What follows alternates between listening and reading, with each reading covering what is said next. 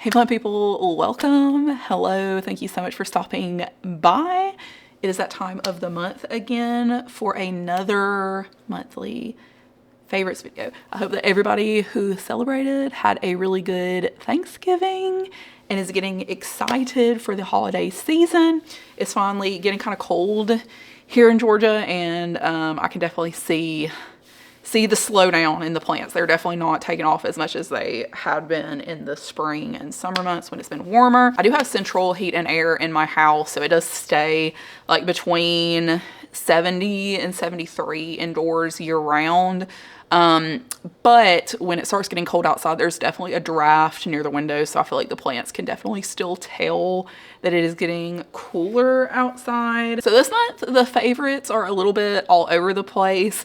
I have recently developed an interest in orchids, which is bad news for the space that I have left in my house, which is not very much, and my wallet, because you know how it is when you have kind of not been paying attention to a specific genus and all of a sudden it catches your eye and then you're just like crazy, like you're online on Etsy looking all these, like watching all these videos on these different kinds of, in my case, orchids.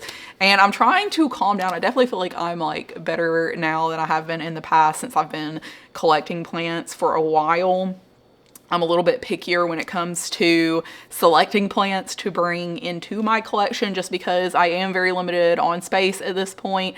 I did go through several rounds of getting rid of plants recently. If you have not heard me talk about that in my previous videos, I've spoken about it a little bit. But I've also gotten several new plants. I just did, I think my last video was an unboxing for some Hoyas and an Anthurium. Update on the Anthurium, it is still currently alive. The seller was kind enough to refund me for that plant because it was in really, really bad condition. It actually ended up having rot in the crown of the plant, like where the new leaves would emerge through the caterpillar, and it had root rot also. So it was very much hanging on with its last leg. It was yellowing a little bit when I got it, and it's not yellowing very violently. It is crisping up a little bit and it is continuing to yellow a little bit.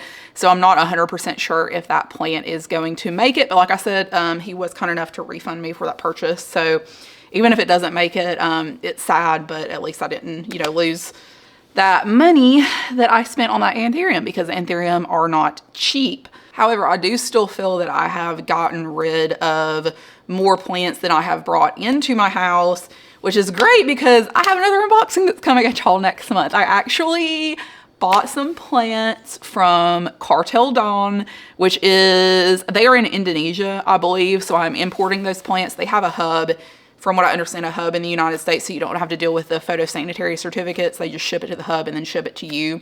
But it is still quite a time-consuming process. So I think it's still got like a couple weeks before those actually show up. So that should be like mid-December when we have that unboxing.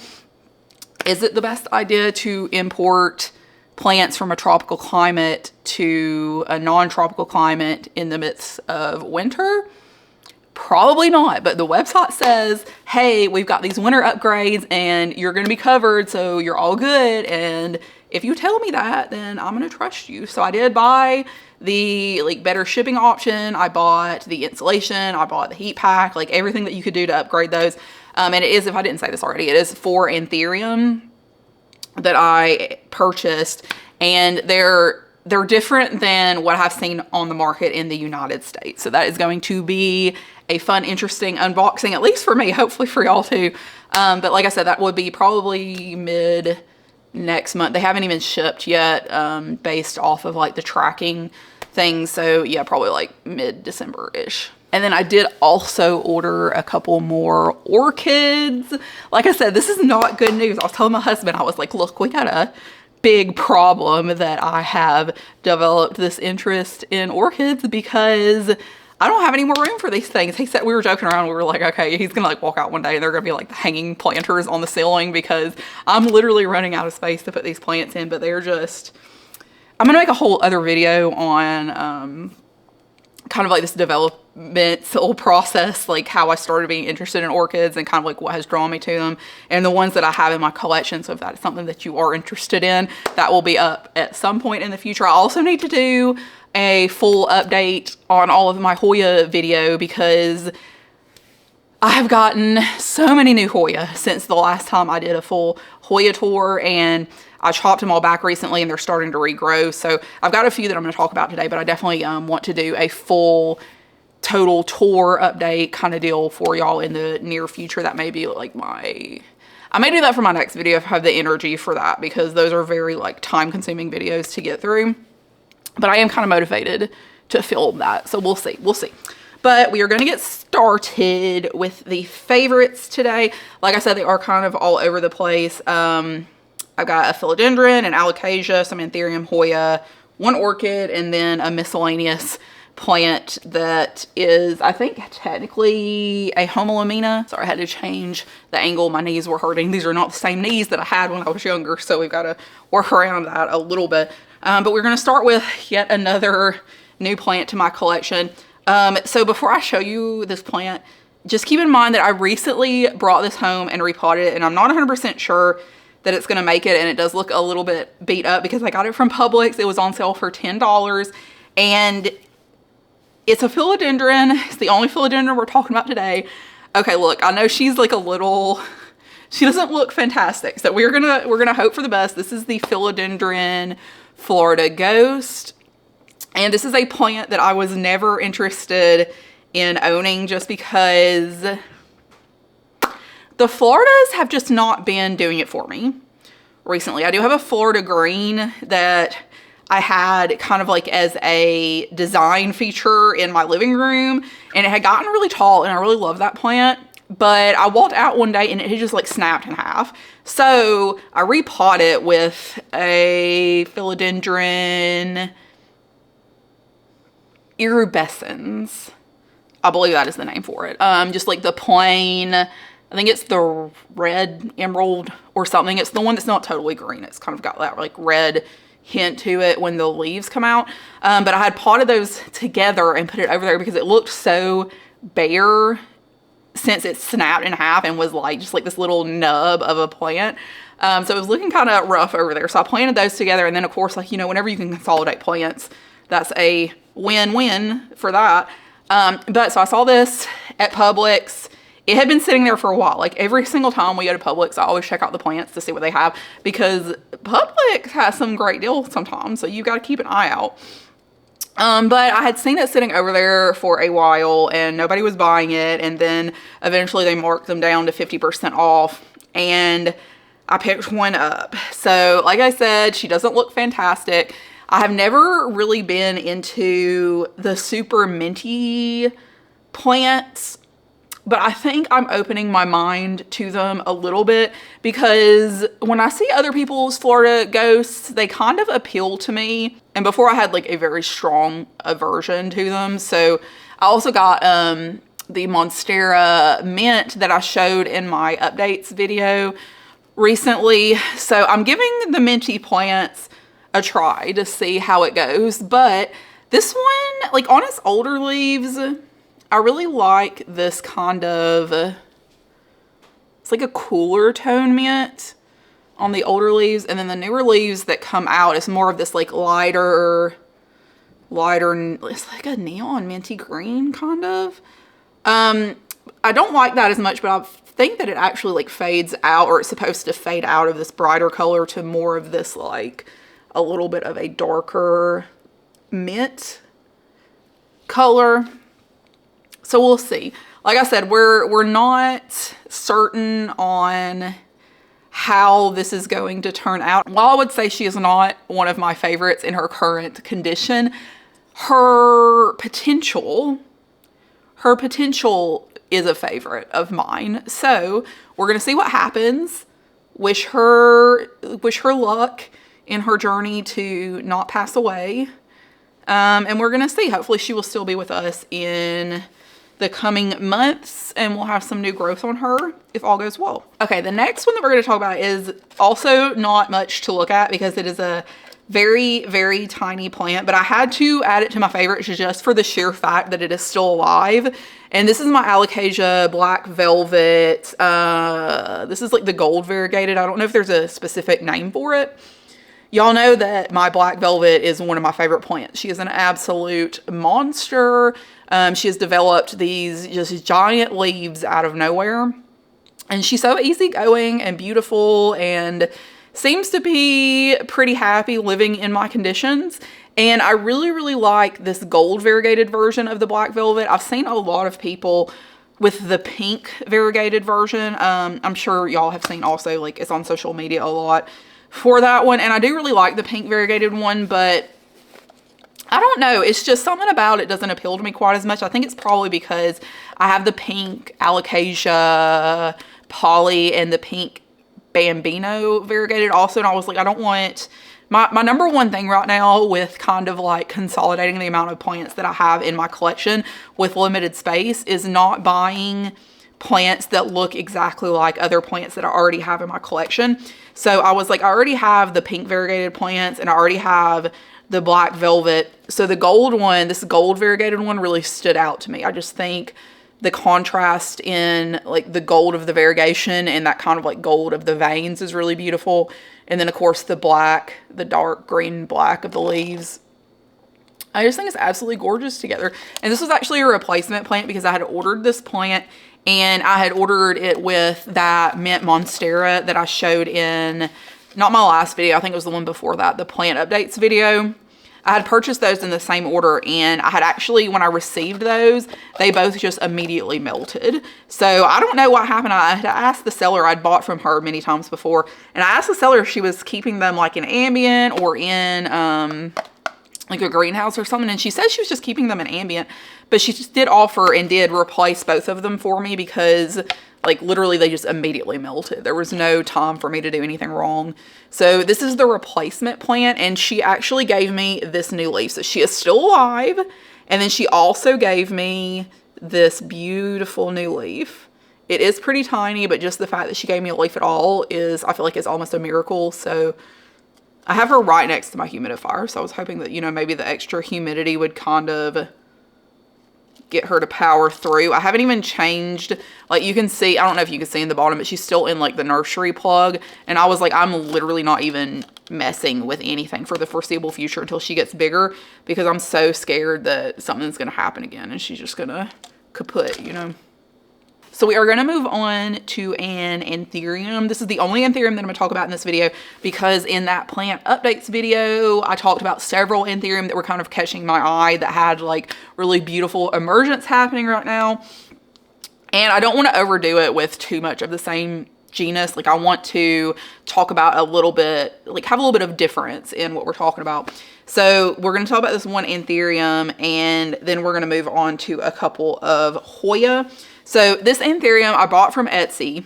The person that I bought it from after I purchased it said that it was having an issue with its roots and that she really wanted to reroot it before she sent it to me. And honestly, I was just like, you know what? The leaves still looked good and its chonk still looked good. So I was like, you know what? I'm just going to give it a shot and see if I can rehab it. So she sent it to me. You know, I made it clear that like I understood that it was in not the best condition and I was expecting that.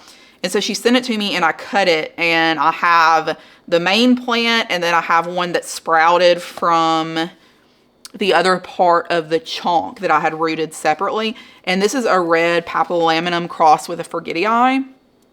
And let's see. So this was its first leaf. This is the baby plant. So this is the smaller of the two that came off of one of the parts of the chonk. So this was the leaf, its original leaf that came out. You do see it has a bit of a fused sinus. There's a lot of variance, honestly, in the amount of fusion from leaf to leaf, which is kind of interesting because you would think, you know, if it was taking on those traits from the Forgetii, that it would keep a fairly fused sinus, but who knows? So it does have a fused sinus. It also has that spot of red kind of like in the V of the sinus, which is really beautiful. And then it has this really defined kind of like crystallonomy looking veining, which is interesting. So I wonder if there's, you know, some unnamed genetics in this cross, because that veining is just so prominent. I feel like even for a Forgetii, that's pretty prominent. But anyway, so this was the next leaf that it gave me. So this one is very short and thick, and it's like in the shape of a perfect heart. So it is super cute. Not as much veining. It does still have a little bit of the red in the sinus. And also this one's sinus is way more fused than the first one was. So again, kind of strange, a lot of variance there. It is getting ready to push out a new leaf. So you can see maybe right in here, that new leaf getting ready to emerge. So we'll see what that new leaf looks like on that one. But this is the main plant. So this was the original leaf that had come with. So you can see very, very fused sinus. It also is raised right here in the middle. So it has like a little button. It's really cute. Also has that same prominent veining. It is starting to crisp just a little bit because, like I said, that is the oldest leaf. So I do foresee us maybe losing that one before too long because it's been on there for a really long time. So that was its original leaf. And then after that leaf, it gave me this leaf. So way darker, not so much of the fused sinus. It's kind of losing the fusion on that one, but it is still very pretty. Like, I like how dark it is. I like how it keeps the red in the V of the sinus. And I like how sparkly the veins are. It's really beautiful. And then after that one, it gave me this leaf. So this one, again, like, it's not quite as dark. We have not as much of a fused sinus. Veining's a little bit more minimal. We do still have the red in the V. So this one is kind of all over the place. But I guess it is a little exciting. You know, you never know what you're going to get. But overall, just the shape and the coloration of the leaf, totally gorge. Totally gorge. And she's not pushing out a new leaf right now. This one just finished hardening off like within the last week. So it's probably going to be a little while before we get a new one from her. But I'm so pleased that this one made it, and I actually have two of those now. So I have the mom and her baby. Beautiful plants. All right, y'all, let us talk about a couple of Hoyas now. The first one, so I know for sure that I've talked about this one before, and is my Hoya Dennisii Frida. So this is a variegated Hoya. It has inner variegation. It has a pretty thin leaf. I wouldn't say it's like totally like a soft leaf. It does have a little bit of firmness to it, but it is pretty thin. And I'm very, very surprised. As I've mentioned before, I chopped back a lot of my Hoyas and I stuck all of those cuttings just straight into the soil because I did not want to deal with 50 million propagations everywhere. I just do not have the patience for that. Like, I don't have the patience for propagations. So I just stuck it down in the soil, and I'm so surprised that it looks like all of them that I put in here are rooting. And I did not, of all of the Hoya that I have, I did not anticipate this one rooting so well because it is more of a thin-leafed Hoya.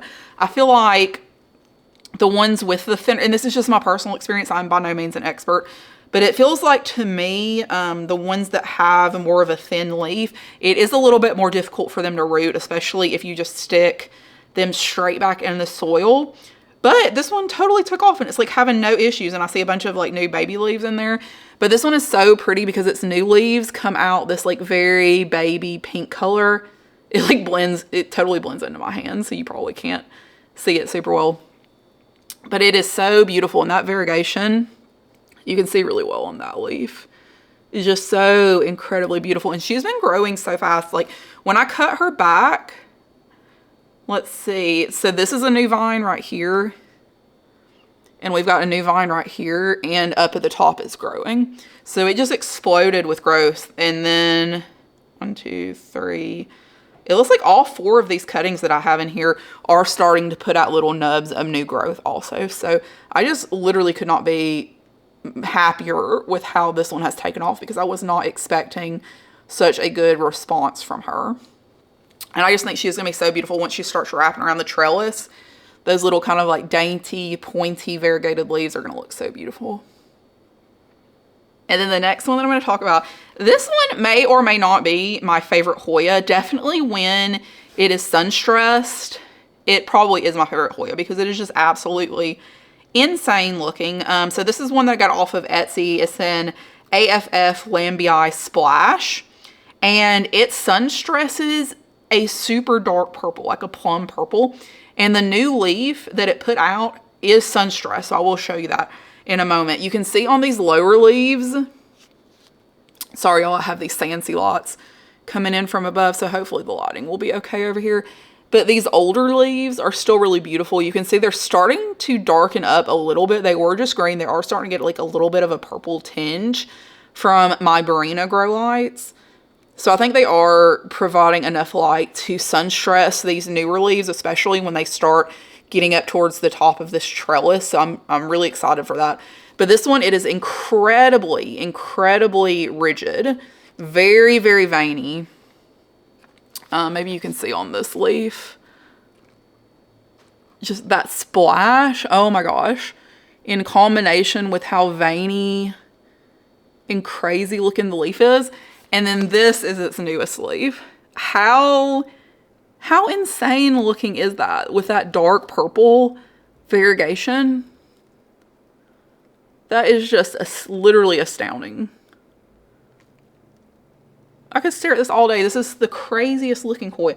It doesn't look real. When it starts turning that dark purple color, it looks like those scam listings that you see on Etsy that's like, oh, we have a pink variegated monstera seeds. That's exactly what this gives me. That same like unbelievable coloration. I really can't believe it. And I believe the grower that I purchased this from was Hoyas and AI. They do work with cactus and exotics, which I have purchased from multiple times on Etsy, but they're not really on Etsy anymore. They're mostly on Palm Street, it looks like, and I have not navigated over to that platform yet. So I guess for the time being, we're just not gonna be going down that rabbit hole, but regardless, I'm very grateful that I was able to snag this from her. I do see that she does do some listings on Etsy still, but the other shop, the Cactus and Exotics, that's the one that's mostly on Palm Street from what I can tell. Hopefully they'll come back. Alrighty, and this next one, this is by no means a like rare Hoya. This is one that I see pretty commonly like on Etsy and stuff, and I see people talk about quite a lot. And this is the Erythrina, but it's the Nara, which I think seems to be a variant of the Erythrina. And when I got her, she was very, very dark green, and I liked her anyways. But she is sun stressing, and she's getting this like kind of purplish coloration to her leaves, which just looks so pretty with that dark green. And I really love the leaf shape. It's kind of funky too, but it's more of like a waxy. It's not as matte as some of my other Hoyas that have that kind of like grungy leaf look.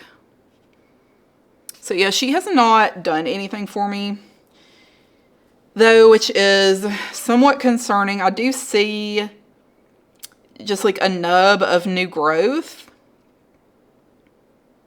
So we'll see. I really hope that she doesn't have like flat mites or something. That would be really upsetting. But I don't see any signs of damage or anything. I think I was just really underwatering her for a really long time. And now that I'm trying to stay on top of my watering habits, hopefully she'll start putting out some new growth before too long. Okay, so that is it for the Hoyas. The next one that I'm going to talk about, this is one, I've shown this in videos before, but I had no idea what it was because it's so crazy because I bought this as a Homalomena / Schismatoglottis variegated, and it was like almost like the seller didn't know what it was, and it's like I bought it for like, I want to say like $40, which it ends up that this is a Homalomena Sp Java, which is a more uncommon plant that is fairly expensive and not the easiest to come by. So I really just like hit the lottery when I found this one on Etsy. But I'm just obsessed with Schismatoglottis anyway, so even though I didn't know what that was at the time, I still wanted the plant just because it was so beautiful. And so when I had gotten it, these were kind of the leaves that we were getting. So not small leaves, but they weren't big by any means. It does have quite minty variegation, but on these newer leaves, we started getting quite a bit of that sectoral variegation too, and you can see how much it's been sizing up. This is another one, if you own Schismatoglottis or Homalomena, you know they're very thirsty plants, and this is another one that is quite thirsty. And then I moved it to where it was getting, it's like right outside of some direct sunlight. And I repotted it and have been keeping it consistently watered. And it gave me this leaf, which, holy cow, this is, okay, this is how big my hand is in comparison to this monster leaf. Like, I literally did not know the leaves would even get this big. Crazy. And it has this just phenomenal texture. It's very, very, like, has a lot of those ridges and abs on it. And just the minty, I love how this one has this like gray, I don't know if you can see, but it's like a gray tone variegation in there that you can see, like right in this area and on the other side. It's just so incredibly beautiful. It's just, I can't believe that I found this plant for such a good deal. It's just absolutely stunning. And honestly, now I'm like, how big is this thing's leaves gonna get? Because I was not prepared for this size. Like, I thought they were gonna stay about this size. And that new one, holy guacamole, that is huge. But incredibly beautiful. So hopefully it'll continue doing well. And I guess we'll see about the leaf size in a few months. Good grief, I don't know where I'm gonna put this if it gets any bigger. Okay, last one, because it is getting dark, even though it is only 5:30. So I'm losing light over here, and I don't want to bring out my light boxes right now because we're literally right at the end of this video. I'm going to talk about one orchid. So, like I said, I'm developing an interest in orchids. It is, you know, we're going to see what happens. I'm going to do a whole video on that. So if you're not into orchids, you're not going to have to listen to me blabber about this whole process that I've been going through. I have picked up a couple of those. So there were a couple that I mentioned in one of my previous videos that I had rescued from Lowe's. They were on clearance, and they had just like a couple of blooms left on their bloom spikes, so I could actually see what their flowers look like. And they're both absolutely gorgeous. So if you're interested in seeing those blooms, go back in, again, not the very last video, but the previous one. I will link it in the description if that is something that you're interested in, is seeing those blooms. I did coincidentally have to cut those off recently because they lost a lot of roots, and I want them focusing on their root growth, but they were at the end of their bloom cycle anyway. So it was fine. It's not a big deal. They'll bloom again in the future. But this is one that I found at Home Depot, and oh my gosh. So the other ones blooms don't look anything like this. They're kind of those like stripy, very peachy pink color blooms. And this one has, I don't know if you can tell on camera, but it has the palest yellow blooms with this purple dappling. Absolutely gorgeous. And it has 3 flower spikes off of this one plant, and I was really shook at how big this thing is, because it has 4 leaves on each side, and they all are in good condition. Normally when I see orchids in my area, they're not in the best condition because they're always in that like really tightly compacted sphagnum moss, and this one does have just like the plain green foliage. I have recently learned that there are many types of orchids that have some interesting foliage. A couple of the ones that I have ordered are going to be those, so I will show those to y'all at a later date. But I was also very surprised at how large the leaves were and the amount of blooms. Like, it seems like this is a slightly more mature plant, and its roots were actually really, really healthy when I took them out. So they were in orchid bark already, but the medium was just kind of like broken down and not like the best looking. So I did replace it with orchid bark and kind of like a sphagnum moss mix.